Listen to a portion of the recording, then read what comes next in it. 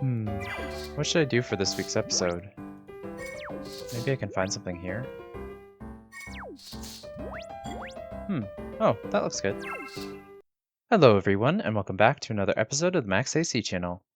For this month's theme, we will be doing Nostalgic November, where we will be taking a look at 4 easy and delicious recipes from my childhood that will hopefully help you to create new memories of your own. For this last episode, we will be making some onigiri.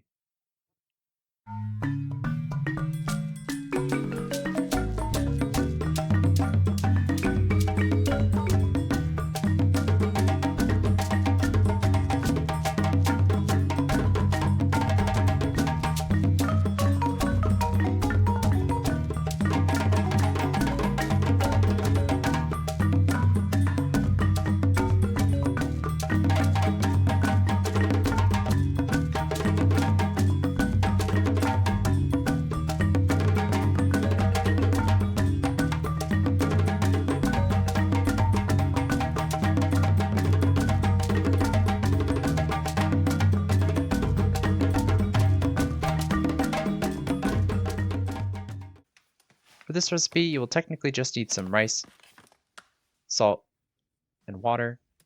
Specifically for 9 onigiri, you will need 2 cups of short or medium grain white rice and 2.5 cups or so of water to make enough cooked rice, so adjust as needed. Anything labeled sushi rice should be usable for onigiri, so just make sure it's labeled as or looks like short or medium grain, and it should be the best type of rice to use. Also, since rice is a main ingredient in this dish, I recommend using filtered water to cook it, since that'll make the rice taste even better.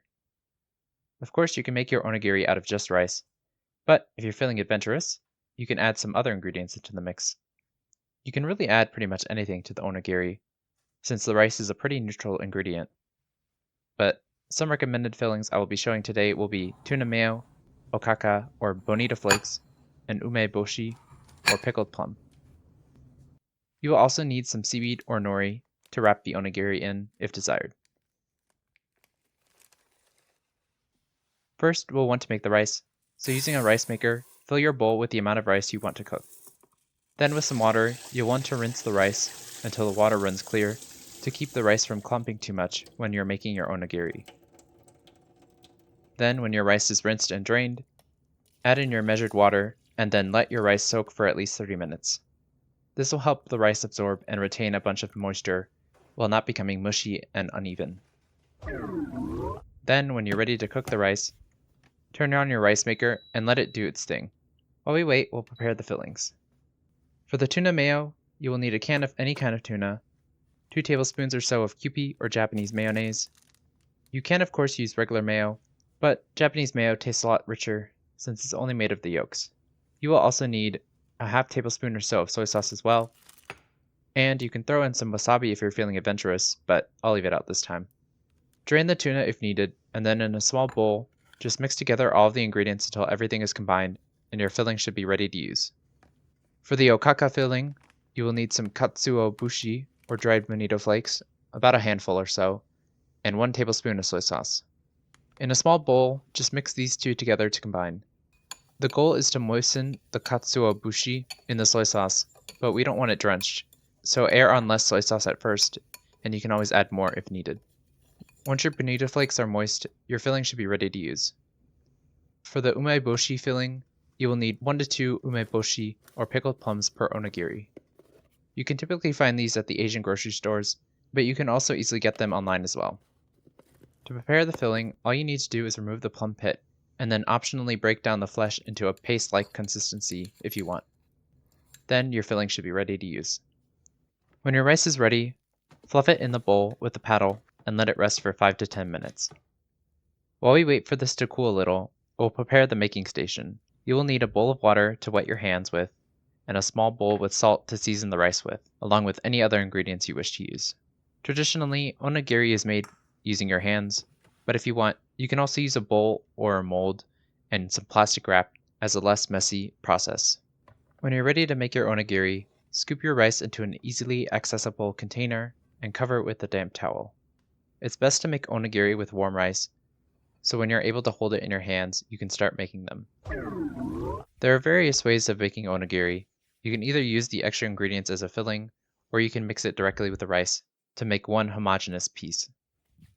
If you plan on using it as a filling, wet your hands with the water and dip them in the salt and scoop about 1/3 to a 1/2 cup of rice into your hand, or add some salt to your bowl lined with plastic wrap and put your rice in.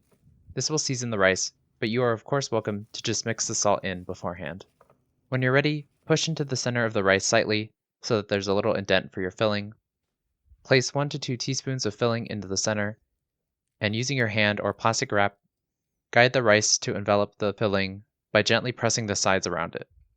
If you plan on mixing everything together, however, then you just need to shape the onigiri together. And you can also do both by mixing the rice first with special rice seasoning, which is known as furikake, and then filling this with filling. When your filling is covered, start to shape it into a ball or flattened disc shape. You of course can leave it as is, but onigiri are typically made into a triangle shape, so to do so, make a V shape with your hand and gently guide the rice into the 3-corner shape. When you're done shaping your onigiri, once you're ready to eat it, you'll want to wrap it in some nori if desired. There are various ways to wrap it, but the most common ways are to either just fold the piece of cut nori around the onigiri to act as a wrapper, or you can fold it like this to give it a little nori robe. And then you can dot the exposed top with some of the filling, so that you can know what's in it. In either case, you'll want to hold off on adding the seaweed until you're about to eat it, since it will get soggy if you let it sit for too long. Of course, if you like it soggy, well, you're more than welcome to put it on earlier. But once everything is filled and shaped to your liking, your onigiri is ready to eat.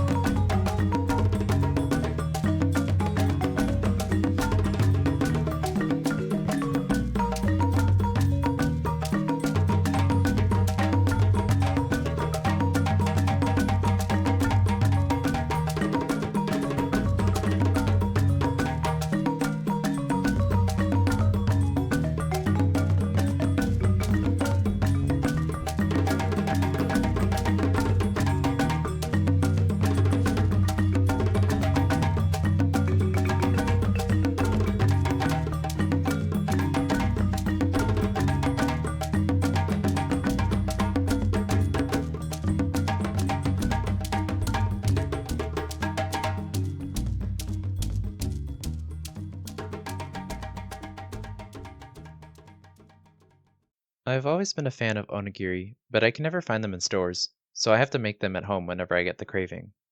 Thankfully, they're super easy to make and take a relatively short time to put together, but it would be really nice if convenience stores in the US started selling them as well. In terms of the origins of this dish, onigiri is traditionally a Japanese food that came about as a way to store, transport, and use leftover rice, but has slowly evolved to become a popular snack or meal that's sold all across Japan. You can find it in pretty much any part of Japanese culture, even in popular video games. They're called onigiri? Yes.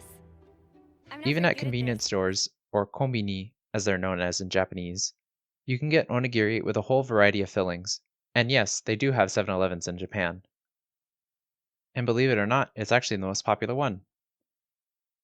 The reason why I wanted to include this dish for this month is that these always make me nostalgic for the few times that I've been to Japan.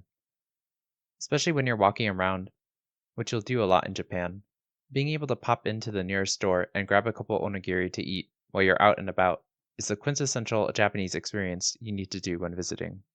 I also grew up watching a lot of anime, so I would always see it in shows and would always want to eat one right away. As ubiquitous as the sandwich is in the US, the onigiri is in Japan. Speaking of which, the type of fillings for onigiri are just as varied as the sandwiches.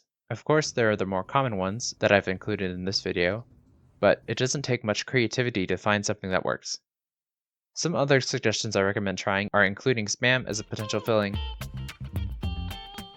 or making a chashu onigiri, or even using cheese. And the filling doesn't even need to be savory. Try experimenting with sweet ingredients such as fruits like strawberries or mangoes, or cream cheese, or jelly filling, Nothing beats a jelly-filled donut. or even chocolate. Chocolate? Did you say chocolate? Yes, sir. With or without nuts. Chocolate? Chocolate! Chocolate! Chocolate!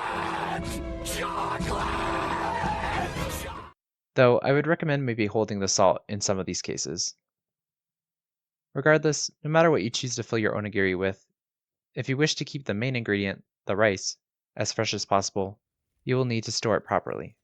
If you plan on eating it later in the day, no special equipment is needed, just wrap the onigiri in some plastic wrap and it should be good to go. It is recommended to eat onigiri the day that you make them, but if you need to keep it fresh for longer than 6 hours, I recommend using the fridge or freezer. For the refrigerator, you'll want to store them wrapped in plastic wrap or aluminum foil in an airtight container. This will unfortunately only last you a couple of days at best, but if you add a damp towel to the container, it will help the rice retain its moisture for a little longer, though eventually it will dry out. Thankfully, if it does dry out, you can easily transform your onigiri into yaki onigiri by basting them in soy sauce and frying it in a pan. For freezing, it should last for quite a while, but when you want to eat it, you'll want to microwave it covered with a wet paper towel for 30 seconds or a minute at a time until it's defrosted and moist. It won't be as good as it would be fresh, but it's still pretty great if you need that quick onigiri fix. Anyway, I hope you all enjoyed the video. In the comments below, let me know how it went if you decided to make it, and let me know if there's anything you want me to make next. Like the video, share with your friends and family, and subscribe to this channel for more episodes of the Max AC channel. And remember, if you want to stay cool in the kitchen, turn your AC to the max and watch the Max AC channel.